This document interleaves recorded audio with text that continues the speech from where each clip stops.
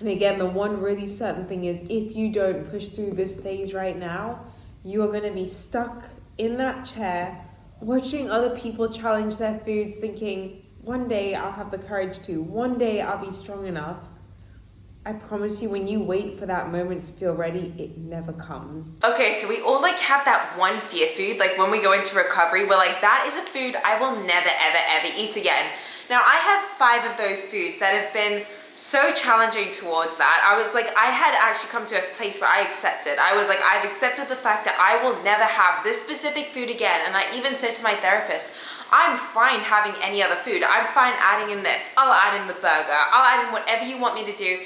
But these are just my hard-nosed things that I will never, ever, ever have. And I really, really believed that I would never have the opportunity to have those foods again. And how many of you have those foods too? You're just too shit scared to add them in, and you're like, absolutely not. So I had one of those foods. My therapist managed to get me through this, to get me to a point where, well, I'll show you in the end. We'll see in the end how the process has gone so far. We're gonna recap, we're gonna do everything. But mine has been Milkshake. So, for those of you who are new here, hi, my name is Jax, and I struggled with anorexia for 15 years. I've been documenting my process of recovery on YouTube.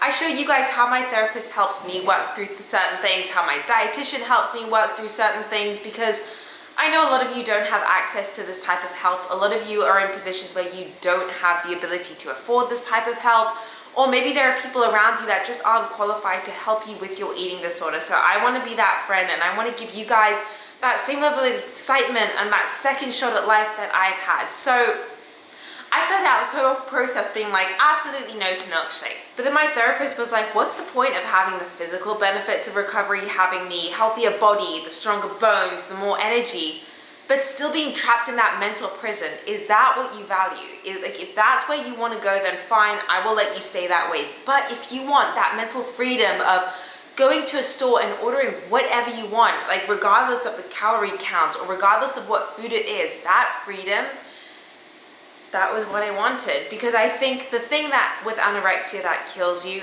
it's not the physical side effects, it's not the fatigue, the obsessive thoughts, it's not your body breaking down, it's that mental isolation, that craziness of your mind going and going and going, and these obsessive food thoughts and these obsessive thoughts of mental maths, following all of these food accounts, watching everyone's what I eat in a day is because all you can think of is food.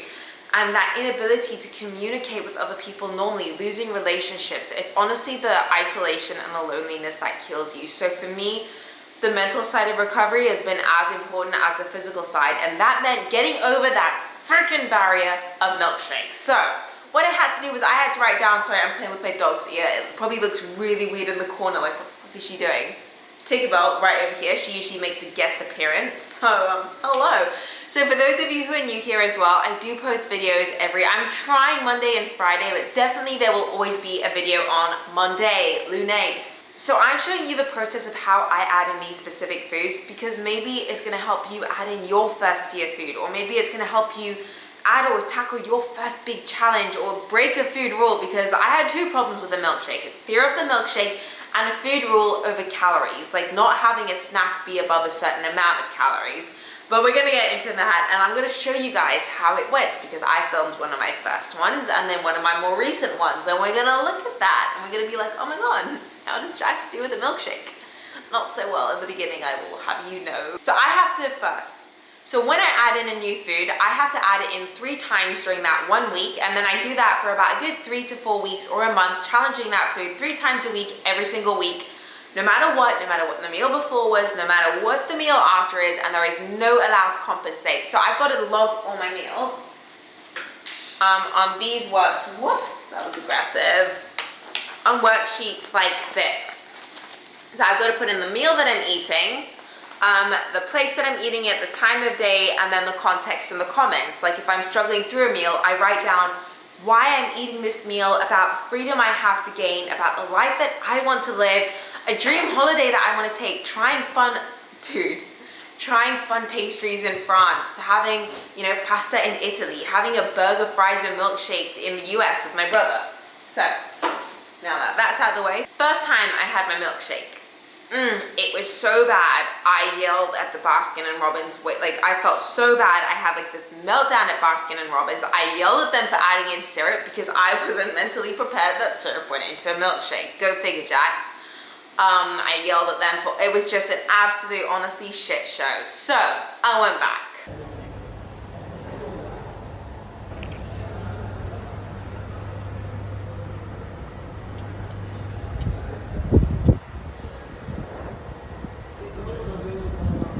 Hi, can I please have a very, yes please, milkshake. Okay, so I just got my Baskin and Robbins milkshake, and I lost my keys. I left them in there. I was looking all over for them. I was so anxious. I haven't stopped trembling and shaking. I just have not been able to get my mind to stop for 2 minutes. Again, one of the biggest tips that my psychologist teaches me is that not to watch them preparing my food, because then again, I try and tell them what to do. I get extra anxiety, and then I just think about it. So yeah, the thing is, don't watch them prepare your food. Just stay away from it. Just try and have those normal habits. Because if I watched him prepare my milkshake now, I'd probably have to watch sometime, like whenever anyone had to. Oh my God, some assholes going down the wrong way. No. Okay, so my bloody camera died midway while I was filming, but what I was basically saying was what my therapist has me doing is writing down like a pros and cons list of having the milkshake. What do I gain to get out of it? Why am I actually doing it? Why am I having it? I'm just trying to set up a spot for my... And the reason why I'm challenging these type of obsessive thoughts is to be able to be free and spontaneous and not have obsessive food thoughts all the time, to be like not so rich, to be able to not be rigid and tied by these food rules and saying that a snack has to be a certain amount of calories and I can't have one that's a snack that's over 600, 700 calories, which is, again, it's a rule. And this is challenging not just the fear of the food itself, but the rules around it.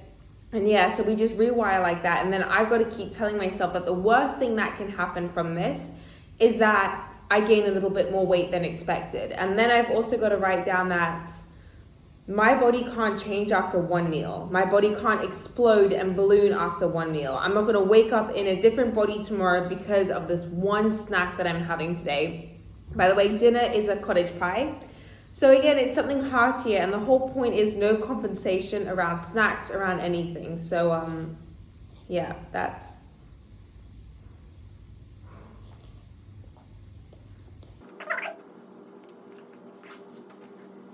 Keep saying to yourself, guys, if you're doing something that's challenging you now, just say to yourself, my body can't change after one meal. My body can't explode after one meal. What's the worst that can happen after this one specific snack? What is the worst that can happen after this fear food? Because the best thing that can happen is we take one step closer to being normal, and we take one step closer to being fully recovered and not having any anxiety around food and getting to do whatever, whenever, without having this panic and these obsessive food thoughts. So I have so much more to gain than to lose. In fact, I have nothing to lose from having this milkshake. So I've just got to keep telling myself that the fear is just created in my head from impossible circumstances. See you looking at me. Yeah, my eyes are open wide. So you want me to set you free? Take a walk with me outside. Tell me everything about you.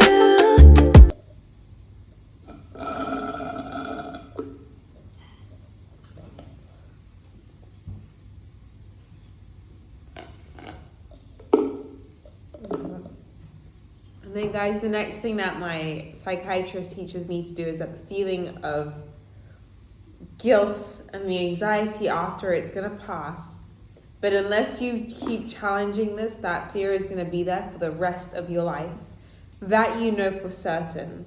Another thing you know for certain is, as long as you keep doing this, it will pass, and one day those feelings won't be there anymore. And again, the one really certain thing is if you don't push through this phase right now, you are going to be stuck in that chair watching other people challenge their foods, thinking, one day I'll have the courage to, one day I'll be strong enough. I promise you, when you wait for that moment to feel ready, it never comes. It never came for me. And again, the only certain thing that can happen, and if your body changes, it changes. Is it worth it? The price to pay for being in a tiny body is loneliness, isolation, anxiety, rigidity. It's so much cuddled up into one that it eats away at your soul. I think the best way to describe a lot of anorexia and what the anxiety does is it eats away at your soul until you feel like you're just waking up for the sake of it. You feel like a machine or a zombie going, like someone numb throughout the rest of the day, and you pray for the day to be over. So that's my little tidbit, if you would. So yeah, the next thing she tells me to do is, after something like this, is distract myself. Not by walking, not by moving, not by compensation, by doing a puzzle, by reading a book, by doing whatever it is that just gets your mind busy. BuzzFeed quizzes. I think I've done every single BuzzFeed quiz, but I just wanted to share this with you guys to show that yes, I'm further along in my recovery. I know, like, I am a lot further along, like things are just completely normal for me, like pastas, butters, milks. But no matter how far along you are, it's okay to have weak moments, and it's okay to still have crippling fears. It doesn't mean you're not recovering well enough. It doesn't mean you're not recovering fast enough. It doesn't mean you're not doing well. We're always perfectionists. There's no such thing as the perfect recovery. And it's okay for pasta to be fine now and this to be petrifying.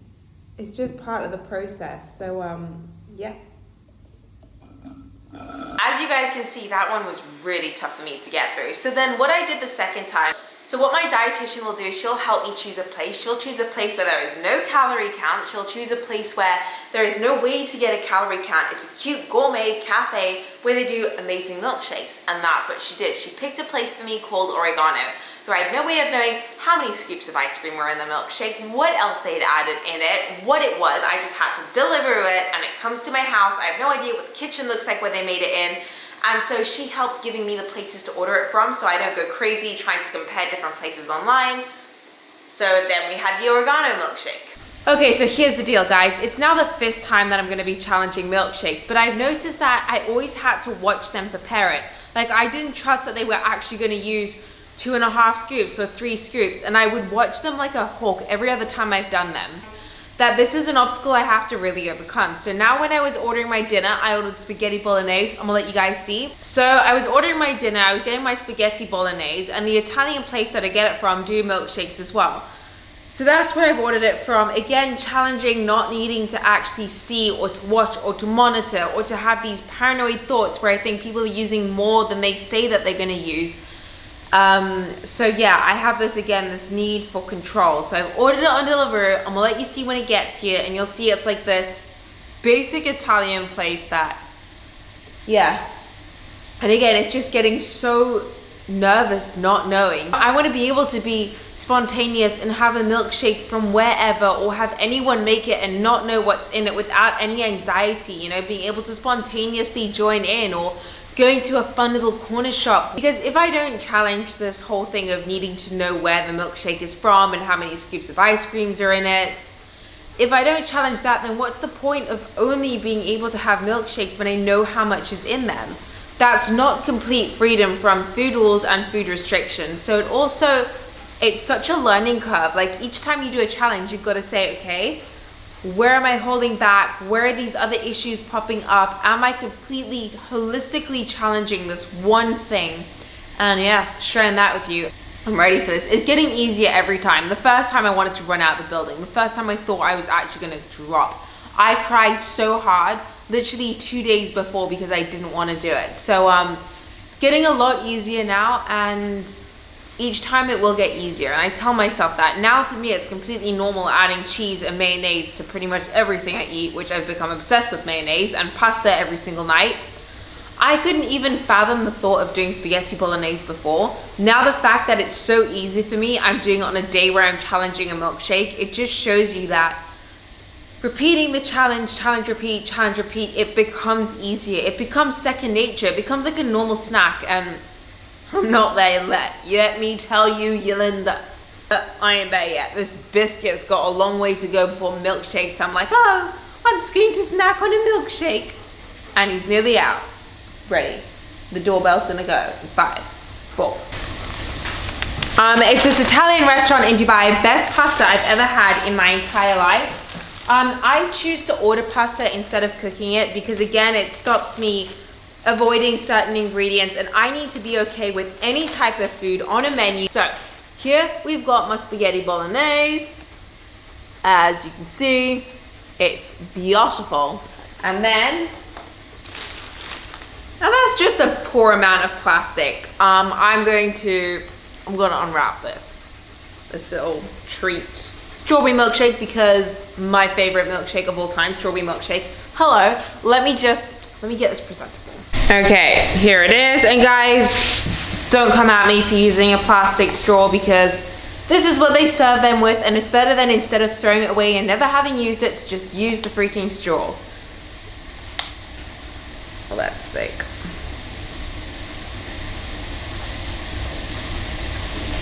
So much better than the other ones.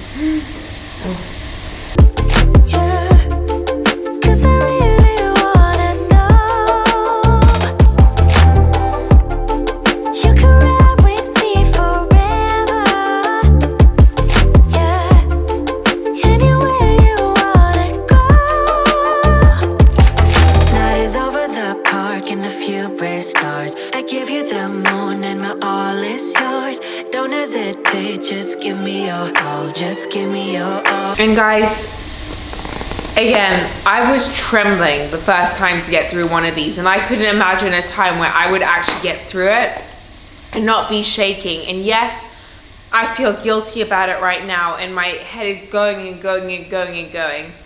But I always tell myself, like, the guilt will pass, but the eating disorder is gonna last forever unless you keep challenging it. And you don't believe that in the moment. Like, in the moment you think that it's never gonna get easier, this guilt is always gonna be there. But every time I've actually fully come from one of these challenges, like fully challenged a food to the point where it's not an issue anymore, like pasta, like pasta and cookies and cupcakes, where I can have it whenever. It's just like that little reaffirmation. It's something to keep in mind when the challenges seem impossible, just remembering things that I thought would be impossible before are now possible. So some of you guys are losing the steam and are losing the hope. I just want you to know that this was impossible for me 2.5 weeks ago. Like, it was actually legitimately impossible. And if I was going to challenge myself, I would have left half the milkshake or something like that. So again, the rule isn't just challenging a food, it's finishing the food and finishing the portion that's on your plate. And no compensation. You saw I've had this milkshake, but I'm still gonna have my spaghetti bolognese for dinner, and then I'm gonna have my snack after my spaghetti bolognese, because that's what I do. I do 3 meals and 3 snacks a day, and again, never compensating on the meal before, because the meal after, like, I had a tuna mayonnaise sandwich for lunch and I had French toast for breakfast.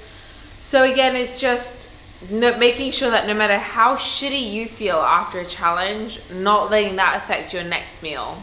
And that's where we're at. I'm gonna be honest, there was a lot of anxiety getting through that milkshake, and there was a lot of wanting to know. There was a lot of anxiety from not knowing what was in it, but that equal amount of relief of, oh my God, not knowing what's in it and knowing that I can't obsessively literally go crazy Gone Girl style and just, you know, try and hack into any databases and find out the calorie content of that milkshake. Okay, so it is pretty, I'm really happy, okay? I'm like the, what's it called? It's like the cat that ate the what? What's that saying? The cat that ate the mouse? Was horribly aggressive, that statement. But But my friends, I have been challenging milkshakes for now nearly 2 months. It's been like, no, we'll say it's been a solid month, okay? So a solid 4 weeks of challenging it at least 3 times a week, every single week. You guys will see I didn't balloon crazily out of nowhere, but to a point where today I hadn't planned on having, I know they waste plastic so much everywhere here, but to a point where today I spontaneously ordered my own milkshake. Is this like, yeah. To a day where I spontaneously ordered a milkshake without even planning to do it today. So I'm having risotto for dinner tonight. It's one of my new food introductions. And before, if I was doing a new food introduction, I would have to have a really safe snack before. So say I'm introducing pad thai for the week, which was a few weeks ago. My snack before that had to be a safe snack for the first few times. So for me to have a food introduction tonight and then go for a milkshake as a snack just shows you that, you know what, how far I've come. And to be able to do this easily, this was just what I had wished for. Honestly, this was my ultimate wish in like just beginning this. And this shows you, no matter how difficult something is at first, but this has taken a month of 3 times a week, every single week, consistently doing it every single time. The first time it was so bad that I said to my therapist, okay, sorry. But anyway, we're back to the milkshake. Yeah, it took a lot to get here, and like it was a place that I remember after the first one, I had such a meltdown and I said to my therapist, I never want to do this again. And I actually said to her, I don't care. I can live the rest of my life without drinking milkshakes. I was like, I can genuinely do that and I'm happy to.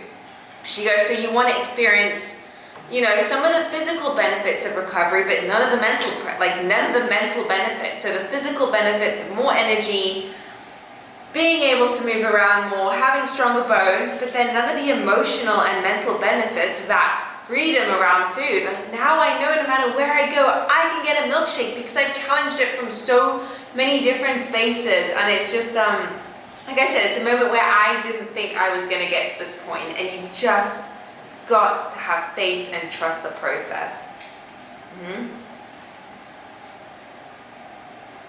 Oh, it is so good though.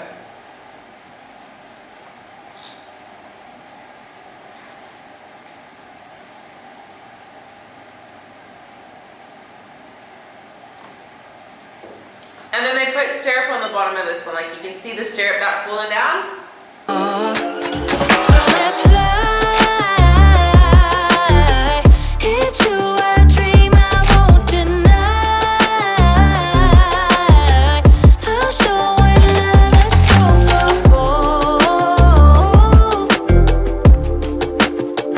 Let's go for gold.